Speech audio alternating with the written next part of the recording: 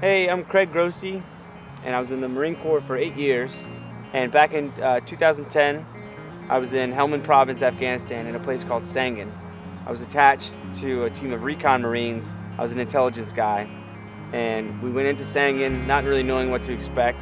We had known that the area had seen a lot of fighting and unfortunately a lot of casualties, so we were expecting the worst. What I wasn't expecting was that I would meet my first dog there, and that I would make a friend for life. And that's this guy right over here with the 4 legs and the fuzzy face. His name is Fred.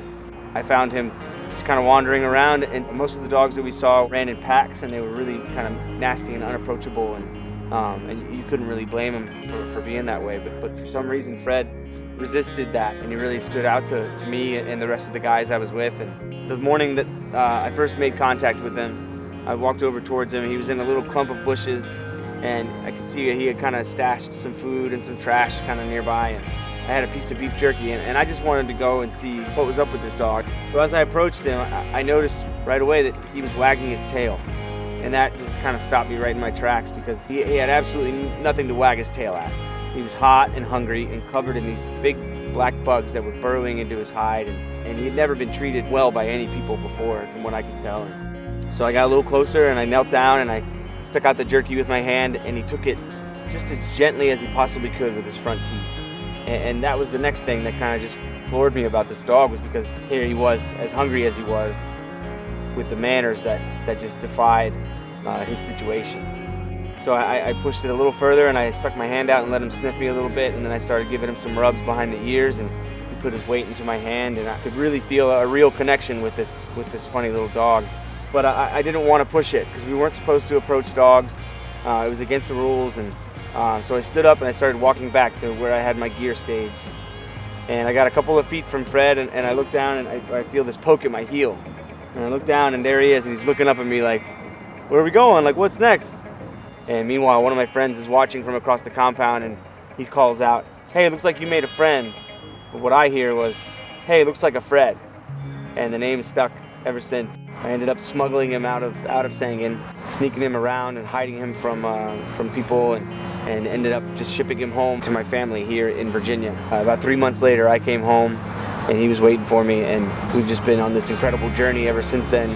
Oh, you got stick breath. Fred and I have always had a really special bond, but over time, we've just kind of been working with each other and working to better one another. For Fred, when he first came home, it was just adjusting to life in our country and getting used to what it was like to not have to worry about food and to interact with other dogs, in a social way. It didn't take him too long, because he's a really sweet dog, and he, once he figured out that he was going to get fed every night and he had a great place to sleep and a good life, he just kind of let go of Afghanistan and who he was before that. And for me, it's been kind of a longer struggle. I think getting out of the military was the right decision for me, but it wasn't the easy one. I've been kind of searching ever since then, just for my place and my role in the world now. I loved being a Marine, and I was pretty good at it. But when it was time to go, it was time to go. And now it's been a struggle to just find what we're supposed to do, what I'm supposed to do. And I'm proud to say that Fred's been a big part of that for me. And as it turns out, his story and our story is what I'm supposed to do, is what we're supposed to do, and I'm really honored and proud to be able to share it as much and in many different ways as I possibly can. I don't think that it was an accident that Fred and I found each other. The more time I spend writing, and the more time I spend thinking and telling our story, the clearer it becomes to me that Fred was meant for me, and I was meant for him. He was just a special little being in a really harsh environment, and the lessons that he's taught me and the lessons that we now get to share with anyone that will listen are not an accident. To me, the overarching message of Fred and of our story is just one of stubborn positivity. What it means to really understand that it's not what happens to you, but how you react that matters. That's what Fred has shown me, and that's what I hope to share with people. And because we all have challenges in our lives that that we can let drag us down. But if we know how to react to them and how to respond to them, we can rise above. And Fred has done that for me, and I'm really proud to be able to share our story with everyone.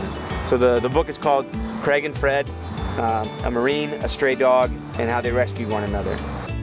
Oh hey, I forgot to mention, if you want to follow along with Fred and I's adventures, all you have to do is search Fred the Afghan on Instagram or Facebook, or you can just go to fredtheafghan.com.